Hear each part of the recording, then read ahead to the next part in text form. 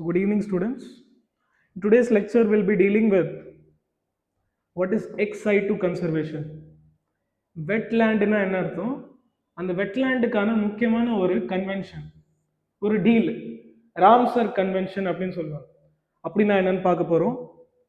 Biodiversity governance நம்ம already பார்த்த சில விஷயங்கள், இன்னும் சில விஷயங்களை பார்த்து கனெக்ட் பண்ண போறோம்.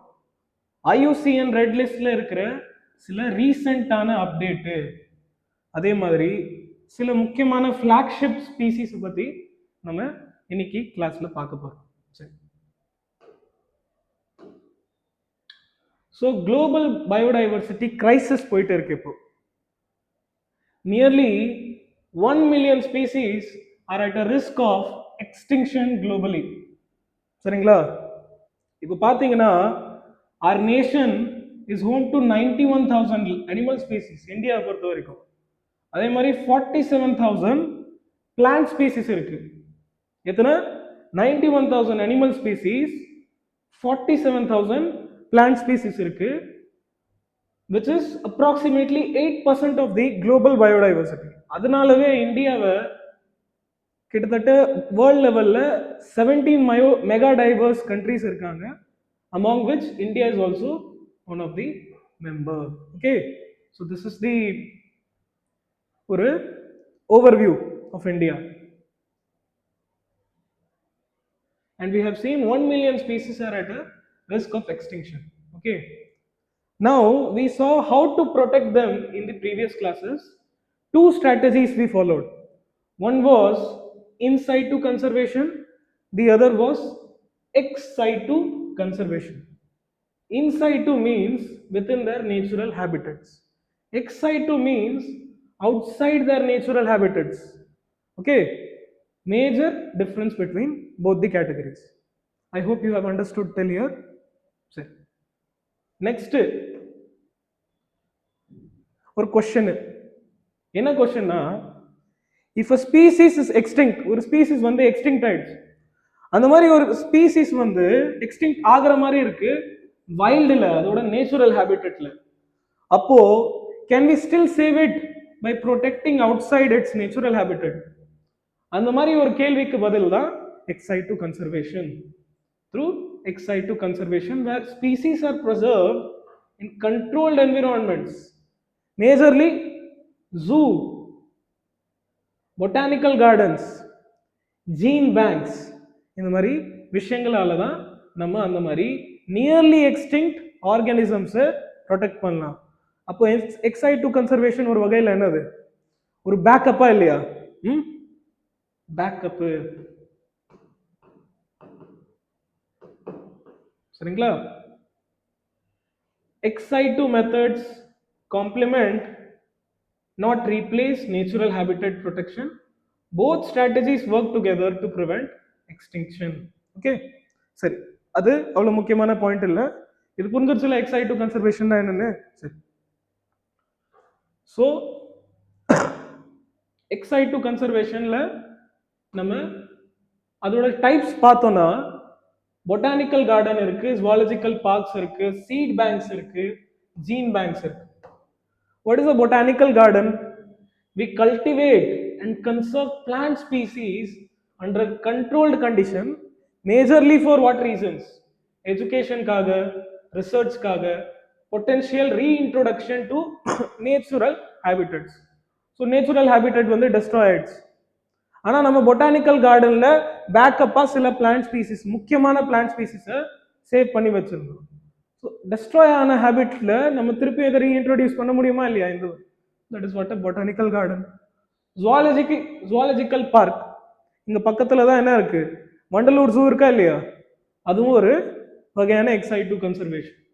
Captive breeding programs for scientific research and public awareness. ஜூல வந்து நம்ம முக்கியமான ஸ்பீசிஸை தான் ப்ரொடெக்ட் பண்ணி வைப்போம், கரெக்டா இல்லையா? ஒயிட் டைகரா இருக்கட்டும், டைகரா இருக்கட்டும், லெப்பர்ட்ஸா இருக்கட்டும், சரிங்களா? ஸோ அது பப்ளிக் அவேர்னஸுக்கும் ஒரு வகையில் ஹெல்ப் பண்ணும். சீட் பேங்க்ஸ்னா என்னதுன்னா, சில சீட்ஸ், முக்கியமான கிராப் சீட்ஸா இருக்கட்டும், முக்கியமான ஆர்ச்சர்ட் பிளான்ஸோட சீட்ஸா இருக்கட்டும், அவங்கள வந்து நம்ம கண்ட்ரோல்டு லோ டெம்பரேச்சர்ஸ்லையும் ஹியூமிடிட்டிலையும் சேவ் பண்ணி வைப்போம். இது ஒரு டைப். நெக்ஸ்ட் முக்கியமானது ஜீன் பேங்க். ஜீன் பேங்க்னா என்னதுன்னா ஜெனட்டிக் மெட்டீரியல், ஏதோ ஒரு ஆர்கானிசமோட ஜெனட்டிக் மெட்டீரியல் இந்த ஃபார்ம் ஆஃப் வெறும் டிஎன்ஏவா இருக்கலாம், அதோட எம்ப்ரியோவா இருக்கலாம், பிளான்ட்டோட போலன் கிரெயினா இருக்கலாம், இல்ல அதோட சீமனா இருக்கலாம். இது எதுல ஸ்டோர் பண்றாங்கன்னா முக்கியமானது liquid nitrogen at -196 degree Celsius. முக்கியமா இது லாங் டர்ம் ப்ரிசர்வேஷனுக்கு ஹெல்ப் பண்ணுது. So I hope you have understood the criteria. Okay, now major ex-situ conservation sites within India. இது கொஞ்சம் இம்பார்ட்டன்டானது, நோட் பண்ணிக்கோங்க.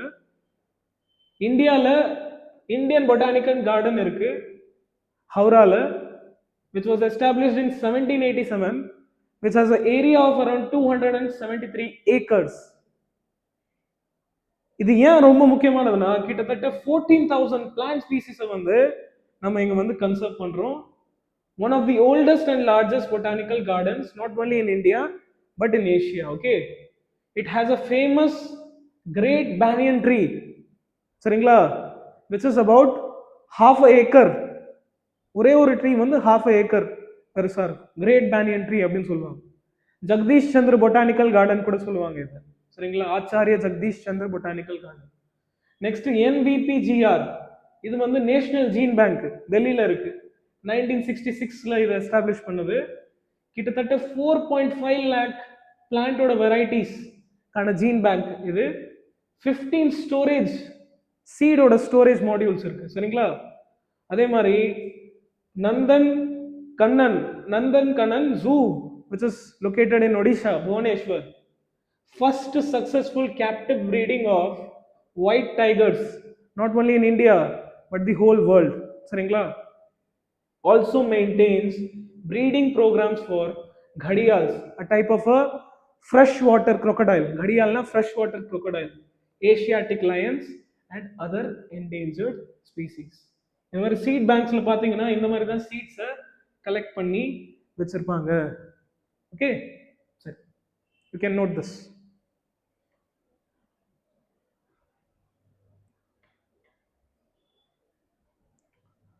So these were the major ex-situ conservation sites within India. What if I say we are going to save some seeds collected all over the world at a particular location, even if the earth is destroyed, ஏதோ ஒரு natural calamity வந்துருச்சு, எல்லாம் destruction நடந்துருச்சு, ஆனாலும் அந்த seeds வந்து ப்ரொடெக்டடா இருக்கும்னு சொன்னா அதுக்கு தான் நம்ம ஒன்று பண்ணி வச்சிருக்கோம், ஸ்வால்பார்ட் குளோபல் சீட் வால்ட், சரிங்களா. முக்கியமானது இதை டூம்ஸ்டே வால்ட் அப்படின்னு கூட சொல்லுவாங்க. இதோட லொகேஷன் எங்க இருக்குன்னா நார்த் போல் விட 1300 கிலோமீட்டர்ஸ்ல பாருங்க. Okay, this is the diagram, which is in Norway. Okay, storage capacity இது பாத்தீங்கன்னா over 1.2 million seed samples from 100 plus nations, different 100 plus countries ல இருந்து கலெக்ட் பண்ணி வச்சிருக்காங்க. கிட்டத்தட்ட 1.2 million seed samples. எந்த டெம்பரேச்சர்ல மெயின்டைன் பண்றாங்கன்னா -18 டிகிரி செல்சியஸ், நேச்சுரல் பர்மாஃப்ரோஸ்ட். ஓகேவா, பர்பஸ் என்னது, protect crop diversity against climate change, war, natural disaster. Natural disaster நடந்தாலும் சரி, கிளைமேட் சேஞ்ச் நடந்தாலும் சரி, வார்ஸ் நடந்தாலும் சரி, இந்த கிராப் வெரைட்டிஸ் வந்து சேஃபா இருக்கும். ஓகேவா, even if humanity destroys, this will be there. Okay, so security built to withstand earthquakes as well as nuclear strikes போட்டா கூட இதனால withstand பண்ண முடியும், சரிங்களா. So India is also actively contributing to such a genetic material which is being provided here. Okay, so please note this down.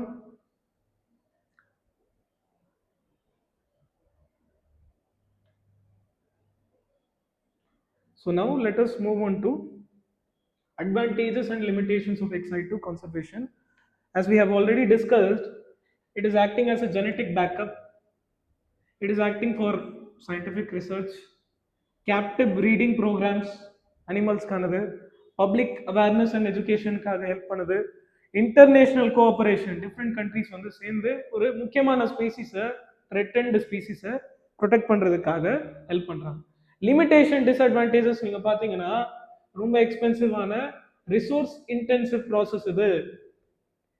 இந்த மாதிரி ஒரு ப்ரொடெக்ஷன்னால என்ன ஆகும்னா சில வாட்டி அந்த அனிமல்ஸோட நேச்சுரல் பிஹேவியரே என்ன ஆயிடும்னா லூஸ் ஆகும் due to the adaptations. And this can cover only a limited number of species, only those species which are visible to eyes. ரொம்ப குட்டியான ஸ்பீசிஸ் எல்லாம் இது வந்து சேஃப்கார்ட் பண்ணுது. மேக்ரோஸ்கோபிக் ஆர்கானிசம்ஸ் மட்டும் தான் இது கண்ட்ரோல் பண்ணுது. ரேசஸ் எத்திக்கல் கன்சர்ன்ஸ், சில வாட்டி எத்திக்கல் கன்சர்ன்ஸ் வந்து இது ரேஸ் பண்ணும். ஏன்னா அனிமல் கேப்டிவிட்டிக்காக, சரிங்களா, cannot replicate complex ecosystem interactions found in nature. நேச்சர்ல எப்படி காம்ப்ளெக்ஸான நிறைய விஷயங்கள் நடக்குதோ அது அப்படியே எக்ஸாக்டா இங்க இருக்காது, சரிங்களா. This is what the disadvantages of ex situ conservation is.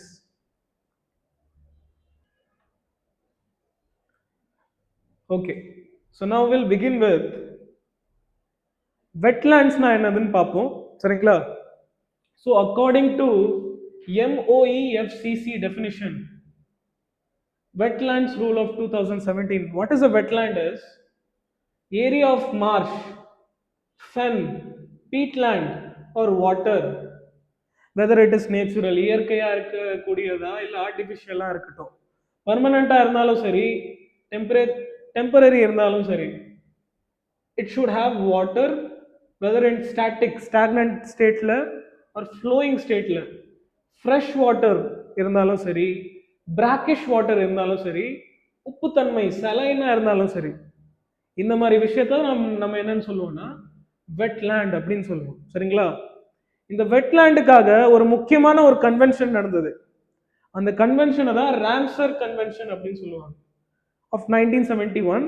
அதுல இதோட டெஃபினிஷன் அகைன் என்ன சொன்னாங்கன்னா Marsh, fen, peatland or water including areas of marine water up to 6 meters depth with a very low tide, சரிங்களா. so this is what is a wetland. okay, wetland இப்போ நம்ம define பண்ணிட்டோம். இப்போ Ramsar கன்வென்ஷனை பத்தி பார்ப்போம், சரிங்களா. so இந்த கன்வென்ஷனோட official name convention on wetlands of international importance especially as waterfowl habitat. இதோட பிரைமரி அப்ஜெக்டிவ் என்ன இருந்ததுன்னா conservation and wise use of wetlands through local, regional and national actions, recognizing wetlands as ecosystem of international importance, சரிங்களா. இந்த Ramsar என்ன பண்ணும்னா list கொடுக்கும், சரிங்களா. இந்த மாதிரி வெட்லேண்ட்ஸோட லிஸ்ட் கொடுக்கும். Registry of wetlands of international importance all over the world. வேர்ல்ட்ல முக்கியமான இடத்துல எங்கெல்லாம் வெட்லேண்ட் இருக்கோ அதை ஐடென்டிஃபை பண்ணி லிஸ்ட் கொடுக்கும், சரிங்களா. Montreux record identify sites under ecological stress needing priority intervention. For example Keoladeo NP Loktak lake. போன கிளாஸ்ல லாக்டாக் லேக்னா என்னன்னு பார்த்தோம்ல, world's only floating lake which is located where? Manipur, right? Yes. Conference of parties ல கூட இந்த ராம்சர் sites ஓட இம்பார்ட்டன்ஸ் இருக்கு, சரிங்களா. so it was adopted in the year 1917 where in Ramsar, the city which is located in Iran. okay, important. 1975 ல it was like established and was used entry into force. 1982 ல India became a signatory. in 1982 ல தான் India இந்த கன்வென்ஷன்ல join பண்ணாங்க, sign பண்ணாங்க, ஓகேவா. so this is the whole idea regarding Ramsar convention. next, Ramsar sites identify பண்ணி இதுதான் ராம்சர் சைட்னு சொல்றதுக்கு 9 இம்பார்ட்டன்ட் கிரைட்டீரியா இருக்கு. internationally 9 recognized criteria. it should be a unique wetland type, சரிங்களா, within a biogeographical region. biodiversity maintenance maintains biological diversity in the. so அந்த மாதிரி ஒரு wetland வந்து அங்க இருக்கிற biodiversity, be it a plant, be it an animal, any type of organism maintain பண்ணுது, பாதுகாக்குது. Water bird populations இருக்கணும், கிட்டத்தட்ட 20,000 or more than 20,000 water birds ஓட population இருக்கணும் அந்த மாதிரி ராம்சர் சைட்ல. Significant source of fish, important source of food such as fishes வந்து அந்த மாதிரி ஒரு ராம்சர் சைட்ல இருக்கணும். Regional biodiversity, support species population, important for maintaining regional biodiversity.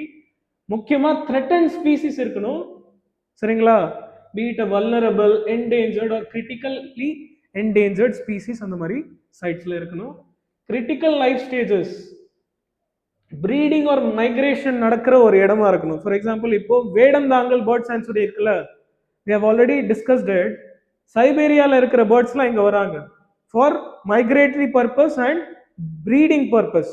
ஏன் அங்கேருந்து அங்கே வராங்கன்னா, ஏன்னா அந்த டைம்ல சைபேரியால இருக்கிற கிளைமேட் ரொம்ப எக்ஸ்ட்ரீமா இருக்கும், டெம்பரேச்சர்ஸ் ரொம்ப லோவரா இருக்கும், அதனால இங்க வருவாங்க ஃபார் ப்ரீடிங் பர்பசஸ். ஸோ அது ஒரு முக்கியமான பாயிண்டா இருக்கணும். பாப்புலேஷன் த்ரெஷ்ஹோல்ட், இது வந்து 1% ஆஃப் எனி சிங்கிள் ஸ்பீசிஸ், ஒரு ஸ்பீசிஸோட குளோபல் பாப்புலேஷனோட அட்லீஸ்ட் 1% விட அதிகமா இருக்கணும் இந்த மாதிரி ஒரு குறிப்பிட்ட ஏரியால ஏதோ ஒரு ஸ்பீசிஸ், சரிங்களா? சரி, nutrient and sediment control function as important source for nutrients and for sedimentation. Okay, so these are the criteria for enlisting a particular site as Ramsar site. Okay, so அடுத்தது நம்ம இந்தியாவில் இருக்கிற சில முக்கியமான ராம்சர் சைட்ஸை பற்றி பார்ப்போம். பிஃபோர் தட், இந்தியாவில் இருக்கிற டோட்டல் ராம்சர் சைட்ஸ் எத்தனை இருக்குன்னா 91 ராம்சர் சைட்ஸ் இருக்கு. One of the largest networks in Asia. Area எவ்வளவு கவர் பண்ணுதுன்னா 13.6 lakh ஹெக்டர்ஸ். தமிழ்நாடுலயே, வெறும் தமிழ்நாடுலயே 20 ராம்சர் சைட்ஸ் இருக்கு. டாப்பான இந்தியன் ஸ்டேட்ஸ் ஆர்டர் படி பார்த்தோம்னா ஃபர்ஸ்ட் தமிழ்நாடு, நெக்ஸ்ட் உத்தரப்பிரதேஷ், மத்திய பிரதேஷ், பஞ்சாப், குஜராத். 20, 10, 8, 6 and 6. ஈஸி. சரி, நோட்டபிள் அடிஷன்ஸ் அண்ட் ரெக்கார்ட்ஸ். இப்போ ரீசெண்டா ஆட் பண்ண அடிஷன்ஸ், ரீசெண்டா ஆட் பண்ண வெட்லேண்ட்ஸ் ஃபார் ராம்சர் சைட்ஸ் எதுன்னு பார்த்தீங்கன்னா Menar wetland and Khichan which was in Rajasthan. Largest site இந்தியாவில் இருக்கிறதுலே லார்ஜஸ்ட் சைட் எதுன்னு கேட்டீங்கன்னா சுந்தர்பன்ஸ். சுந்தர்பன்ஸ் ஒரு பயோஸ்பியர் ரிசர்வான்னு கூட நம்ம பார்த்தோம் போன கிளாஸ்ல. அதே மாதிரி it is a major reserve for tigers. எந்த டைகர்? பெங்கால் டைகர், சரிங்களா? 4230 kilometer square and smallest site is the Renuka Lake which is 0.2 kilometer square, சரிங்களா? These are the important Ramsar sites within India. Okay, now சில ஐகானிக்கான இந்தியாவோட Ramsar sites எதுன்னு பார்த்தீங்கன்னா Chilika lake, ஒடிசால. This is the first Indian site removed from Montreux's record, சரிங்களா? What did we see in Montreux's record? Identify sites under ecological stress. Ecological stress இருக்கிற areas identify பண்ணி அவங்களுக்கு priority கொடுக்குற மாதிரி ஒரு லிஸ்ட் வந்து சொல்லுவாங்க. அப்போ அந்த லிஸ்ட்ல இருக்கிற எல்லா சைட்ஸும் ஸ்ட்ரெஸ் அதிகமா இருக்கா கம்மியா இருக்கா? அதிகமா இருக்கு. அந்த மாதிரி ஒரு சைட்ல ஃபர்ஸ்ட் இது இருந்தது. ஆனா now it is the first Indian site removed from this record. அப்போ இக்கலாஜிக்கல் ஸ்ட்ரெஸ் வந்து அதிகமாயிடுச்சா கம்மி ஆயிடுச்சுன்றாங்களா? கம்மி ஆயிடுச்சு, சரிங்களா? After successful restoration efforts in 2002 it was removed. Asia's largest brackish water lagoon அப்படின்னு சொல்லுவாங்க Chilika lake of Odisha. Loktak lake மணிப்பூர்ல இருக்குது. World's only floating national park.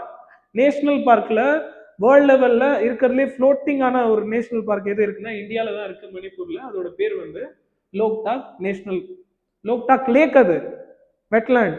National பார்க்கோட பேர் என்னதுன்னா கேபிள் லாம்ஜாவ் நேஷனல் பார்க், சரிங்களா? Home to endangered Sangai deer. Sangai டீரும் ஒரு இம்பார்ட்டன்டான த்ரெட்டன்டான ஒரு ஆர்கானிசம், சரிங்களா? அது கூட இது வந்து சேவ் பண்ணுது. இது மான்ட்ராக்ஸ் ரெக்கார்ட்ல இருக்கு. ஏன்னா இது இங்க வந்து இக்கலாஜிக்கல் ஸ்ட்ரெஸ் வந்து அதிகமா இருக்கு, சரிங்களா? சுந்தர்பன்ஸ் வெஸ்ட் பெங்கால்ல இருக்கு. இதுக்கு 3 ஸ்டேட்டஸ் இருக்கு. வேர்ல்டோட லார்ஜஸ்ட் மேங்க்ரோவ் வெட்லேண்ட் அப்படின்னு சொல்லுவாங்க, டைகர் ரிசர்வ்னு சொல்லுவாங்க, யுனெஸ்கோ வேர்ல்ட் ஹெரிடேஜ் சைட் அப்படின்னு கூட சொல்லுவாங்க, சரிங்களா? சரி, வெம்பநாடு கோல் கேரளா. சிக்னிஃபிகன்ஸ் என்னதுன்னு பார்த்தீங்கன்னா largest wetland of Kerala supports agriculture fisheries tourism and critical for food security. These are your iconic Indian Ramsar sites. Okay,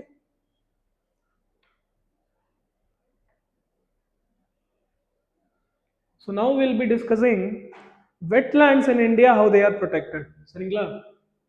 So for that purpose there is wetland conservation and management rules of 2017. Okay, இது environmental protection act 1986 படி வந்து இது எடுத்துட்டு வந்தாங்க. What it does is it prohibits activities. சரிங்களா? For example, reclamation and conversion of wetlands வந்து avoid பண்றாங்க. dumping of solid waste and untreated effluents இந்த wetlandsல போக விடாம இது prohibit பண்ணுது சில activities. setting up of industries causing pollution இந்த மாதிரி activities-யும் அது வந்து encroachment and unauthorized construction. சரிங்களா? இது wetlands rules, conservation and management rules. சரிங்களா? institutional framework, இதுக்காக என்னெல்லாம் இன்ஸ்டிடியூஷன்ஸ் இருக்காங்க இதுக்கு அடியிலனா நேஷனல் வெட்லேண்ட் அத்தாரிட்டி இருக்கு, ஸ்டேட் வெட்லேண்ட் அத்தாரிட்டிஸ் இருக்கு. சரிங்களா? Policy formulation and coordination, policies வந்து இது ஃப்ரேம் பண்ணும். ஸ்டேட் வெட்லேண்ட் என்ன பண்ணும்னா implementation and monitoring at state level. சரிங்களா? ரெண்டு பேரும் சேர்ந்து தான் இந்த வெட்லேண்ட் ரூலுக்கு அடியில் வேலை செய்கிறாங்க. சரிங்களா? ரீசெண்டான பாலிசி இனிஷியேட்டிவ்ஸ் 2023ல ஒரு ஸ்கீம் வந்தது. என்ன ஸ்கீம்னா யாருக்காக? வெட்லேண்ட்ஸ்க்காக. Amrit Dharohar scheme of 2023 union budget of 2023ல இதை அனௌன்ஸ் பண்ணாங்க. இந்த ஸ்கீம் எதனா promote sustainable use of Ramsar sites. Ramsar சைட்ஸை எப்படி சஸ்டைனபிளா யூஸ் பண்ணலாம், அங்க எந்த டிஸ்டர்பன்ஸும் வராம, அதை பத்தி இது சொன்னாங்க. முக்கியமா என்ன சொன்னாங்கன்னா focuses on eco tourism, eco ஃப்ரெண்ட்லியா இருக்கிற டூரிசம் ப்ரமோட் பண்றாங்க. கம்யூனிட்டி லைவ்லிஹுட்ஸ்க்காக, அங்க இருக்கிற கம்யூனிட்டி வந்து வளர்றதுக்காக. சரிங்களா? Alliance with the life mission, India வந்து அதோட குளோபல் கிளைமேட் சேஞ்ச் வந்து கண்ட்ரோல் பண்றதுக்காக ஒரு மிஷன், லைஃப் மிஷன் வந்து இன்ட்ரடியூஸ் பண்ணாங்க. அந்த மிஷனுக்கு இது வந்து இந்த ஸ்கீம் வந்து அலைன் பண்ணுது. லைஃப் ஸ்டைல் ஃபார் என்விரான்மெண்ட் அப்படின்னு சொல்லுவாங்க லைஃப் மிஷன்னா. Partnership with world bank and MOE FCC.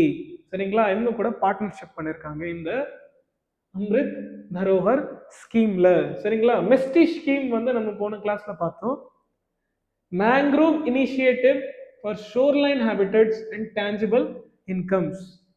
இது என்ன பண்ணோம்னா restores mangroves along coastlines, linked to blue carbon initiatives, supports 30 into 30 biodiversity targets, Kunming Montreal targets. சரிங்களா? community based restoration approach. So this is the India's wetlands governance framework. Okay, India வந்து அதோட governance மூலமா எப்படி வெட்லாண்ட்ஸை protect பண்ணுது அப்படின்னு நம்ம பார்த்தோம்.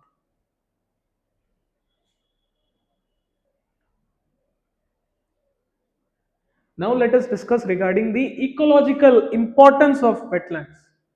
So if you see clearly, biodiversity hotspots, approximately 40% global species depends on wetland ecosystem, which are a critical habitats for migratory birds, fishes, amphibians and aquatic animals. Okay, it serves as a biodiversity hotspot. Wetlands வந்து ஒரு biodiversity hotspot-ஆ வேலை செய்யும். சரிங்களா? Hydrological ரெகுலேஷன்ல help பண்ணும். Natural flood control systems அப்படின்னு சொல்லுவாங்க வெட்லேண்ட்ஸை. That absorbs excess water during monsoon. மான்சூன்னா என்னது? Rainy season. ரெய்னி சீசன்ல மழை அதிகமா பெய்யுதுன்னா அந்த தண்ணியை வந்து இவங்க வந்து அப்சார்ப் பண்ணிப்பாங்க. ஸோ இது ஒரு வகையில ஹெல்ப் பண்றாங்க. நெக்ஸ்ட் கிளைமேட் ரெகுலேஷன்ல எப்படி ஹெல்ப் பண்றாங்கன்னா as a carbon sink, carbon சிங்கா ஹெல்ப் பண்றாங்க. கிட்டத்தட்ட 35% of the terrestrial carbon emissions வந்து அப்சார்ப் பண்றாங்க. சரிங்களா? இந்த wetland despite covering only 5 to 8% of land surface. Land சர்ஃபேஸ்ல 5ல இருந்து 8% தான் இருக்காங்க இவங்க ஓவராலா பார்த்தோம்னா. ஆனாலும் லேண்டோட 35% கார்பன் டை ஆக்சைடு எமிஷன்ஸ் வந்து இவங்க ஹெல்ப் பண்றாங்க ஸ்டோர் பண்றதுக்கு. சரிங்களா? கார்பன் சிக்வஸ்ட்ரேஷன் அப்படின்னு சொல்லுவாங்க. சரிங்களா? சரி.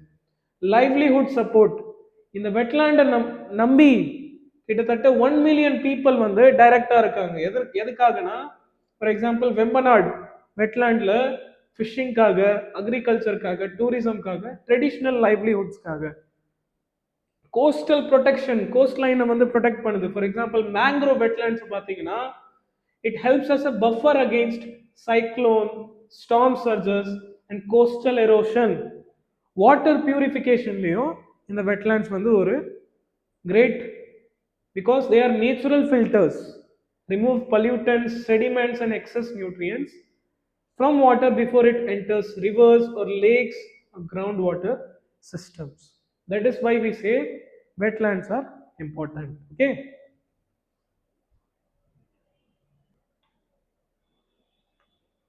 So in our next section we are going to discuss regarding India's bioreserve, biosphere reserve, சரிங்களா, of UNESCO recognition. So India கிட்டத்தட்ட 18 biosphere reserves இருக்கு, out of which 13 are recognized by UNESCO's MAB program, Man and Biosphere program. சரிங்களா? They follow a zoning approach. Zoning அப்ரோச்னா என்ன அர்த்தம்னா, 3 ரீஜியன்ஸா பிரிச்சிருவாங்க ஒரு biosphere reserve. எப்படின்னா,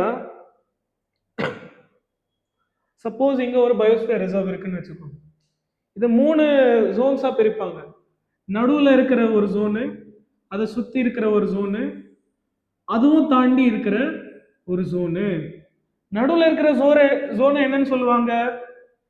core region அப்படின்னு சொல்லுவாங்க. Core region. இந்த மாதிரி கோர் ரீஜியன்ல ப்ரொடெக்ஷன் கம்மியா இருக்குமா ஹையா இருக்குமான்னு கேட்டா, இருக்கிறதுலே ஹையா இருக்கும். ஹியூமன் ஆக்டிவிட்டிஸ், ஹியூமன் டிஸ்டர்பன்சஸ் 1% கூட அலோவ் பண்ண முடியாது. அந்த மாதிரி ரீஜியன்ஸ் தான் core regions, high protected regions. சரிங்களா? Next buffer region. பவுண்டரிஸ்ல பஃபர் ரீஜியன்ஸ் இருப்பாங்க. இதுவும் ப்ரொடெக்டடா இருக்கும், ஆனா சில இன்டர்வென்ஷன்ஸ் வந்து நம்மளால பார்க்கலாம். இன்டர்வென்ஷன்ஸ் சொல்றது வரல, சில எஜுகேஷனல் பர்பஸஸ்க்கு, ரிசர்ச் பர்பஸஸ்க்கு ஹியூமன் ஆக்டிவிட்டிஸை அலோவ் பண்ணுவாங்க இந்த மாதிரி பஃபர் ஜோன்ல. பஃபர் ஜோனையும் தாண்டி இருக்கிறது தான் உங்களோட டிரான்சிஷன் ஜோன். இந்த டிரான்சிஷன் ஜோன்ல தான் என்ன பண்ணுவாங்கன்னா, டூரிசம், வில்லேஜஸ், இந்த மாதிரி விஷயங்கள் அலோவ் பண்ணுவாங்க. ஸோ இதுதான் உங்களோட பயோஸ்பியர் ரிசர்வ். சரிங்களா? இந்த மாதிரி பயோஸ்பியர் ரிசர்வ்ஸ் இந்தியாவில் எத்தனை இருக்குன்னா 18 இருக்கு. Out of which 13 are only recognized by UNESCO. சரிங்களா? So this is what we have seen till now. Now some important biosphere reserves within India is Nilgiri Biosphere Reserve, Sundarbans Biosphere Reserve, Gulf of Mannar, Great Nicobar. Nilgiri extends in 3 states, Tamil Nadu, Kerala, Karnataka. இங்க இருக்கிற key features என்னன்னு பாத்தீங்கன்னா, shola grassland ஈகோசிஸ்டம்ஸ் இருக்கும். முக்கியமான species என்னதுன்னா line tailed macaw, Nilgiri தார். சரிங்களா? Nilgiri tahr is also the state animal of Tamil Nadu. சரி. சுந்தர்பன்ஸ் வெஸ்ட் பெங்கால்ல இருக்கு, world's largest mangrove forest, Bengal டைகருக்கான ஹேபிட்டட், டெல்டா ஈகோசிஸ்டம் அப்படின்னு சொல்லுவாங்க. சரிங்களா? கல்ஃப் ஆஃப் மன்னார் எங்க இருக்குன்னா தமிழ்நாடோட கோஸ்ட் லைன்ல இருக்கு. 21 ஐலாண்ட்ஸ் இருக்கு. இந்த 21 ஐலாண்ட்ஸோட கோஸ்ட் லைன் இருக்குல்ல, கோஸ்ட் லைன்ல கோரல் ரீஃப்ஸ், முக்கியமான கோரல் ரீஃப்ஸ் இருக்காங்க, சீ கிராசஸ் இருக்காங்க, டுகாங் ஹேபிட்டட் இருக்கு. சரி. கிரேட் நிக்கோபார், அண்டமான் அண்ட் நிக்கோபார் ஐலாண்ட்ஸ்ல எவர்கிரீன் ஃபாரஸ்ட் இருக்கு. ஷொமெப்பன் ட்ரைப்ஸ் முக்கியமான ஒரு tribe. Indira point, India's southern most tip. இது ஆக்சுவலி எங்க இருக்குன்னா உங்களோட அண்டமான் அண்ட் நிக்கோபார் ஐலாண்ட்ல தான் இருக்கு, India's southern most. What is that? Indira point அப்படின்னு சொல்லுவாங்க. ஸோ இது எப்போல்லாம் யுனெஸ்கோ ரெக்கக்னைஸ் பண்ணுச்சுன்னா, நீலகிரி 2000ல, சுந்தர்பன்ஸ் 2001, 2001, 2013. இப்போ நம்ம கல்ஃப் ஆஃப் மன்னார் டிஸ்கஸ் பண்ணோம்ல, இது வந்து அந்த கோர் டிரான்சிஷனுக்கு ஏற்ற மாதிரி நம்ம பார்த்தோம்னா இந்த 21 ஐலண்ட்ஸ் இருக்காங்கல்ல, 21 ஐலண்ட்ஸ் அவங்க தான் கோர் ரீஜியன். அந்த 21 ஐலண்ட்ஸை ஹைலி ப்ரொடெக்ட் பண்ணியிருக்காங்க, கரெக்டா? நெக்ஸ்ட் கோஸ்டல் வில்லேஜஸ் இருக்குல்ல, அதுதான் டிரான்சிஷன் ஜோன். அங்க வில்லேஜஸ் டூரிசம்லாம் அலோ, புரியுதா? So this is all about your biosphere reserves, highly protected regions which are categorized into 3 zones. Okay, check.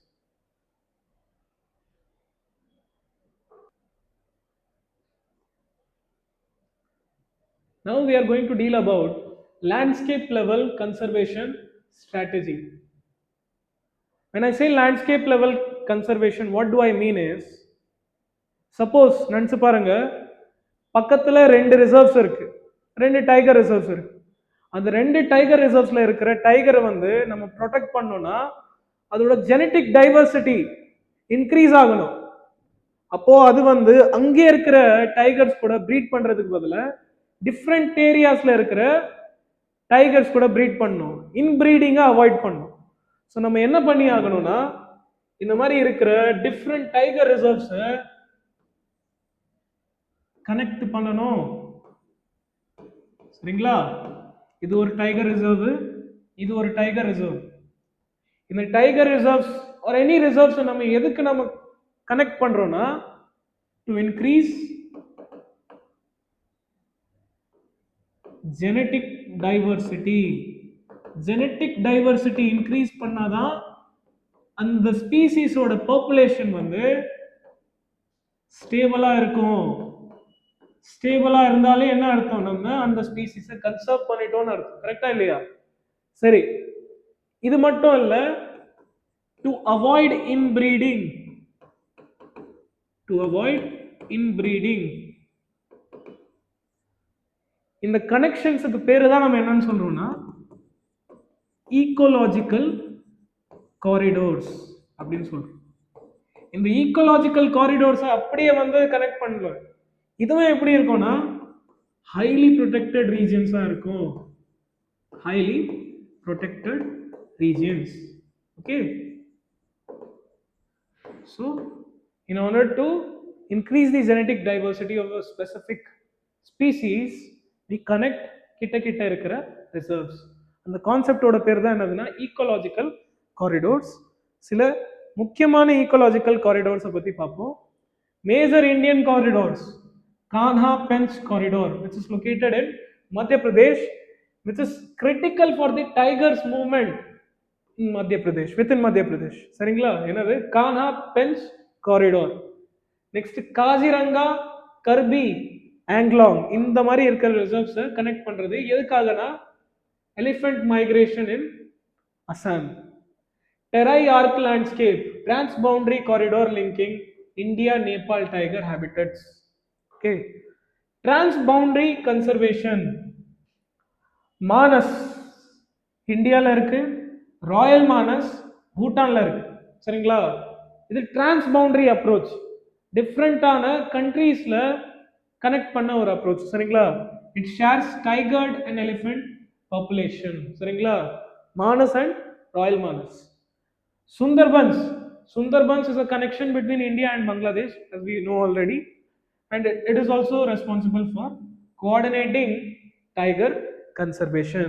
So this is what is the concept of ecological corridor all about. Okay, so these reduce inbreeding, minimizes human wildlife conflict, and ensure landscape level conservation. Landscape level la nam conservation பண்றோம், சரிங்களா?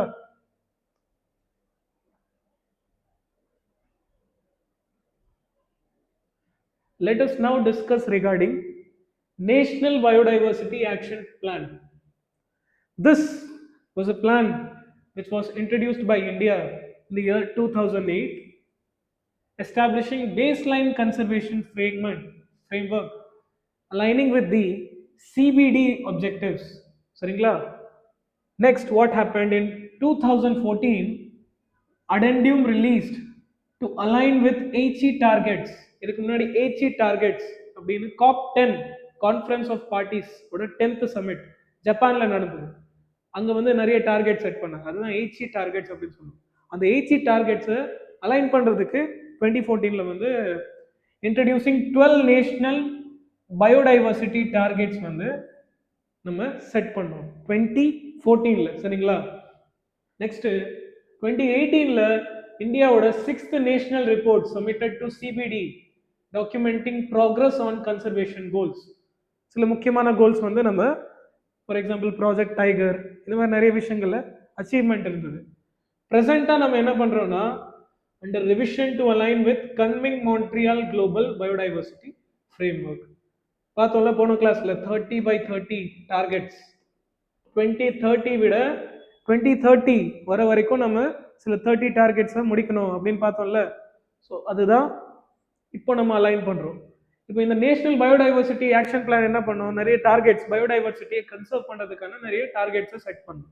முக்கியமான objectives biodiversity conservation, benefit sharing, ensuring that ஒரு இடத்தோட resource வந்து ஒருத்தவங்க use பண்ணுறாங்கன்னா அந்த இடத்தோட லோக்கல் கம்யூனிட்டிக்கு பெனிஃபிட் வரணும், பெனிஃபிட் ஷேரிங் சரிங்களா. இண்டிஜினஸ் கம்யூனிட்டிஸ் வந்து அந்த பெனிஃபிட் போய் சேரணும். Sustainable use, promote sustainable utilisation of biological resources particularly in agriculture and traditional medicine. நம்ம வந்து இந்தியா லெவலில் வந்து போன கிளாஸில் பார்த்தோம் national biodiversity authority NBA foreign individuals in case வந்து நம்ம கண்ட்ரியோட பயோலாஜிக்கல் ரிசோர்ஸஸ் யூஸ் பண்ணுறாங்க கமர்ஷியல் பர்பஸ்க்கு, ஃபார் எக்ஸாம்பிள் ஒரு மெடிசன் கண்டுபிடிக்கும். அப்போ அவங்க என்ன பண்ணணும்னா இன்கேஸ் அது வந்து அவங்க ப்ராஃபிட் வாங்குறாங்கன்னா இந்த ப்ராஃபிட்டோட பார்ட்டை வந்து அவங்க யாருக்கு கொடுக்கணும்னா இந்தியாவில் இருக்கிற லோக்கல் கம்யூனிட்டிஸுக்கு சரிங்களா. ஸோ அந்த மாதிரி பெனிஃபிட் ஷேரிங் இருக்கணும், சஸ்டைனபிள் யூஸ் இருக்கணும், கம்யூனிட்டி பார்ட்டிசிபேஷன் இருக்கணும். People biodiversity registers documenting local கம்யூனிட்டியில் இருக்கிற ஏரியாவில் என்னெல்லாம் அவங்க வந்து ட்ரெடிஷ்னல் மெடிசன்ஸ் யூஸ் பண்ணுறாங்க இது மாதிரி நிறைய விஷயங்களை டாக்குமெண்ட் பண்ணி வைக்கணும். So 2.5 lakh people biodiversity registers documenting local biodiversity knowledge has been done till now after this national biodiversity action plan of 2008 சரிங்களா.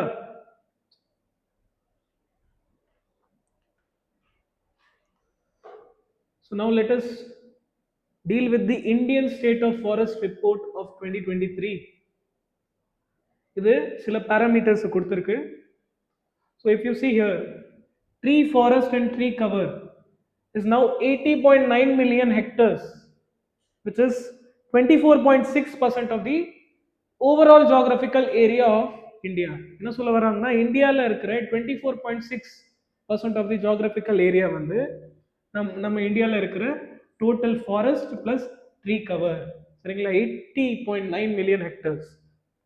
டாப் ஸ்டேட்ஸ் ஏரியா படி எந்தெந்த ஸ்டேட்ல அதிகமா ஃபாரஸ்ட் கவர் இருக்குன்னு பாத்தீங்கன்னா first Madhya Pradesh, Arunachal Pradesh, Chhattisgarh. Top percent cover percentage வைஸ்ல யார்கிட்ட அதிகமா ஃபாரஸ்ட் இருக்கு, அவங்களோட ஏரியால ஃபாரஸ்ட் அதிகமா யார்கிட்ட இருக்குன்னு பாத்தீங்கன்னா மிசோராமோட 100% லேண்ட் ஏரியான்னு வச்சுக்கோங்க. அந்த 100% லேண்ட் ஏரியால 84.5% வந்து forest. Next Arunachal, next Meghalaya. ஓகேவா. மேங்க்ரூவ் கவர் இந்தியாவில் எவ்வளோ இப்போ இருக்குன்னா 4,992 kilometre square, approximately equal to 5,000. இது வந்து 2011 விட 17% இன்க்ரீஸ் ஆயிருக்கு சரிங்களா. கார்பன் ஸ்டாக்னா கார்பன் எமிஷன்ஸ் அது எவ்வளோ ஸ்டோர் பண்ணி வைக்குது, கார்பன் சிங்க் எவ்வளோ நடக்குதுன்னா 7,204 மெட்ரிக் டன்.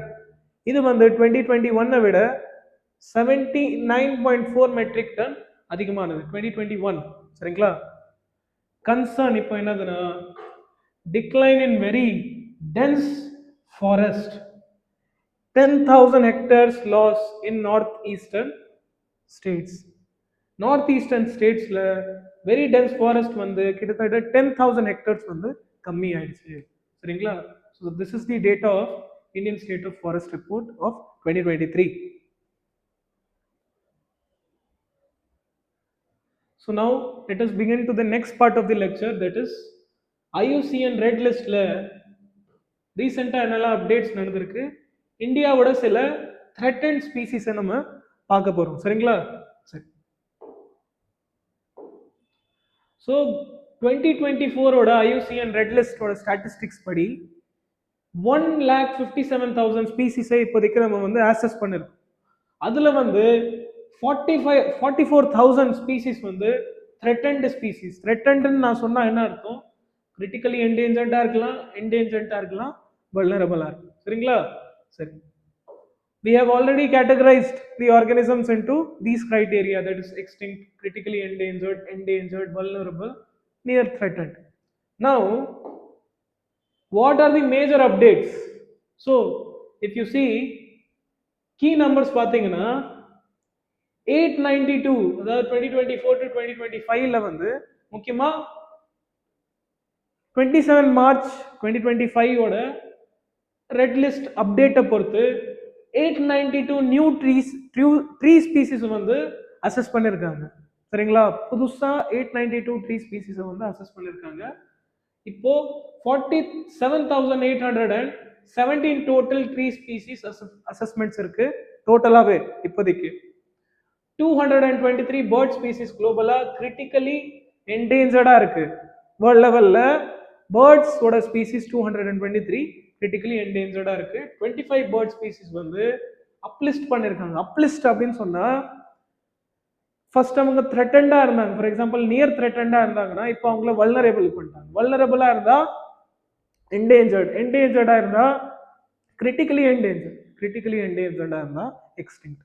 அப்போ இன்னும் எக்ஸ்ட்ரீமான லிஸ்ட்ல வந்து அப்லிஸ்ட் பண்ணிட்டாங்க.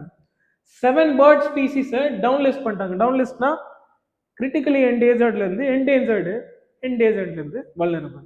So this is the recent data. Okay, now India's சில த்ரெட்டன்ட் ஸ்பீசிஸோட ஸ்னாப்ஷாட். சரிங்களா?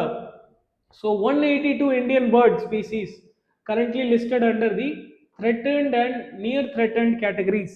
சரிங்களா? So significant number underscores India's critical role in global avian conservation. Avian na enadhu? Bird oda conservation. சரிங்களா?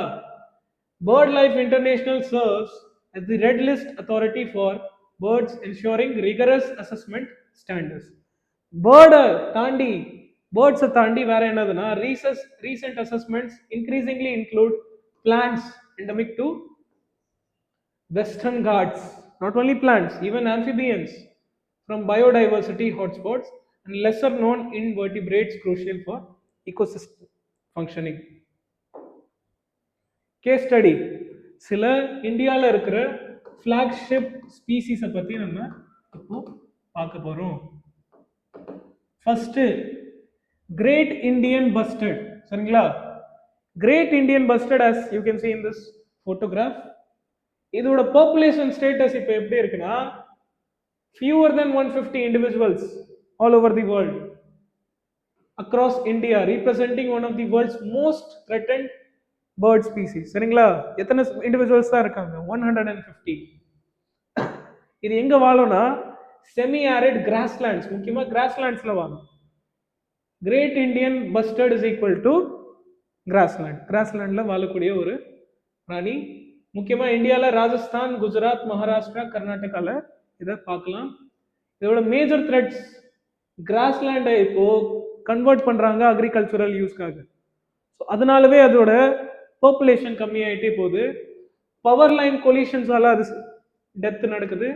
எக்ஸ்ட்ரீம்லி லோ ரீப்ரொடக்டிவ் ரேட் இருக்கும் இந்த மாதிரி ஆர்கானிசமுக்கு, அது ஒரு மேஜரான காஸ். ஹேபிட்டட் ஃப்ராக்மெண்டேஷன் ஒரு மேஜரான. Now we are discussing regarding its threats. எந்த த்ரெட்ஸால அதோட பாப்புலேஷன் கம்மியா இருக்கு.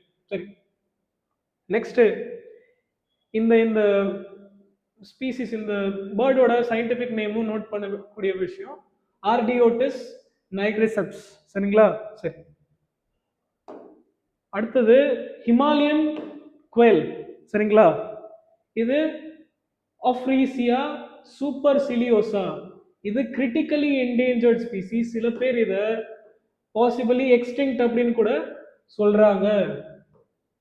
1876ல தான் last confirmed sighting which was seen in western Himalayas of Uttarakhand region. 1876ல 1900s to 2000sல multiple unconfirmed reports and search expeditions launched. Present listed as critically endangered, possibly extinct. அவங்களுக்கே தெரியல எக்ஸ்டிங்க்டா இல்லை critically என்டேஞ்சர்டா. அப்போ இது என்ன சொல்லுதுன்னா டேட்டா வந்து டெஃபிஷியண்டா இருக்கு ஒரு கரெக்டான முடிவை எடுக்கிறதுக்கு. ஸோ டேட்டா டெஃபிஷியண்டா இருக்குன்னா என்ன அர்த்தம்? அப்போ இன்னும் நம்ம கன்சர்வேஷன் ஸ்ட்ராட்டஜிஸை இம்பார்ட்டண்ட்டாக எடுக்கலைன்னு அர்த்தம். சரிங்களா? அதோட சீரியஸ்னஸ் இன்னும் வரலன்னு அர்த்தம். சரிங்களா? என்ன ஸ்பீசிஸ்? Himalayan quail. சரிங்களா? Okay. Next important species is hangul Kashmir stag அப்படின்னு சொல்லுவாங்க. This photograph. ஓகே. இதோட பாப்புலேஷன் 300 to 350 இண்டிவிஜுவல்ஸ் மட்டும் தான் இருக்கு. confined largely to Dachigam National Park in Jammu and Kashmir. காஷ்மீர்ல மட்டும் இதை நம்ம பார்க்கலாம். ஹையர் பாப்புலேஷன்ஸ் வேர் சிக்னிஃபிகன்ட்லி லார்ஜர். ஹிஸ்டாரிக்கலா நம்ம பார்த்தோம்னா இதோட பாப்புலேஷன் அதிகமா இருந்தது, ஆனா இப்போ ரொம்ப கம்மியா இருக்கு. சரிங்களா? Indicating a population decline. Conservation challenge, habitat fragmentation from human settlements, grazing pressure from pashmina goat operation. Pashmina goat வந்து கிரேசிங் பண்ணுது, அதனாலவே இதோட பாப்புலேஷன் கம்மியாயிட்டே போகுது. Community reserves use conflicts with habitat protection. So there are many reasons for the decline of the population of this particular species. So this is again an important flagship species. Next, beyond fauna. Fauna na என்னது? Animals. சில முக்கியமான plant species புதுசா இந்த ரிப்போர்ட்ல வந்து சொன்னது எதுனா ஹம்போல்டியா போர்டிலோனி. இது வந்து ஒரு legume variety of a plant which is exclusively found in western ghats. இது வந்து updated to endangered status. endangered statusக்கு அப்டேட் பண்ணிருக்காங்க மார்ச் 2024ல. லெக்யூம் ஸ்பீசிஸ் வெஸ்டர்ன் காட்ஸ், பேர் வந்து ஹம்போல்டியா போர்டிலோனி. சரி. செமிகார்பஸ் கெத்தாலகனென்சிஸ், இது மார்ஷ் நட் அப்படின்னு கூட சொல்லுவாங்க. இதுவும் எங்க பார்க்கலாம்னா வெஸ்டர்ன் காட்ஸ்ல பார்க்கலாம். அங்க இருக்கிற ஒரு பிளான்ட்டோட வெரைட்டி தான் இது. இது வந்து கிரிட்டிக்கலி என்டேஞ்சர்ட் அப்படின்னு கிளாசிஃபை பண்ணிருக்கு. மூணாவது, இப்போ ரெண்டு பிளான்ட்ஸை பார்த்துட்டோம். மூணாவது வந்து ஒரு ஃப்ராக், ஒரு ஆம்ஃபிபியன். பேர் வந்து நிக்டி பேட்ராக்கஸ் இந்திரானீலி. சரிங்களா? இதுவும் எங்க பார்க்கலாம்னா வெஸ்டர்ன் காட்ஸ்ல பார்க்கலாம். இதையும் கிரிட்டிக்கலி என்டேஞ்சர்ட் அப்படின்னு 2023ஓட ரிப்போர்ட்ல வந்து லிஸ்ட் அவுட் பண்ணிட்டாங்க. ஸோ மூணு இம்பார்ட்டன்டான ஸ்பீசிஸை நம்ம இப்போ பார்த்துருக்கோம் which thrive in western ghats. Okay.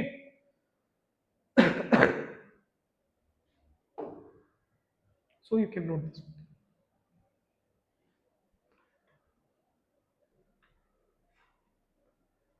So after having seen the important flagship species, now let us understand how policies are implemented to safeguard them. We have our Wildlife Protection Act, which has categorized organism into 6 schedules: schedule 1, 2, 3, 4 and 5 and 6, based on its protection.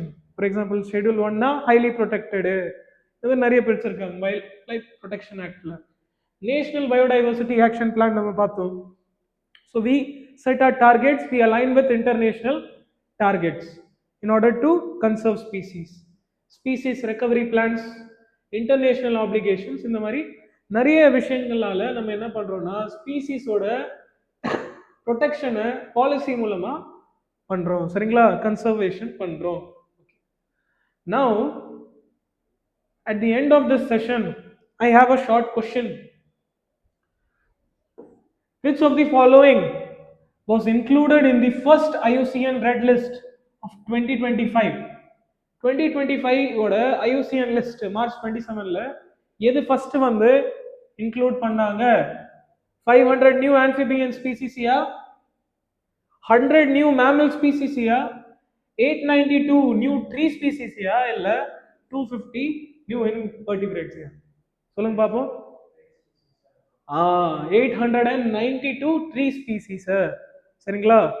So by this we end our session. We have completed our biodiversity chapter and I hope this session was informative. Thank you. If you want to know the information regarding எந்த species வந்து எங்கேருந்து எந்த ஸ்டேட்டஸ்ல இருக்கு, எந்த red list ஸ்டேட்டஸ்ல இருக்குன்னு பார்க்கணும்னா நீங்க வந்து ஐயூசிஎனோட ரெட் லிஸ்ட் வெப்சைட் நீங்க போகலாம். Bird Life International, botanical gardens conservation, birds of India portal, இந்த மாதிரி ரிசோர்சஸ் மூலமா நீங்க இன்ஃபர்மேஷன்ஸை கலெக்ட் பண்ணலாம். சரிங்களா? சரி, தேங்க்யூ.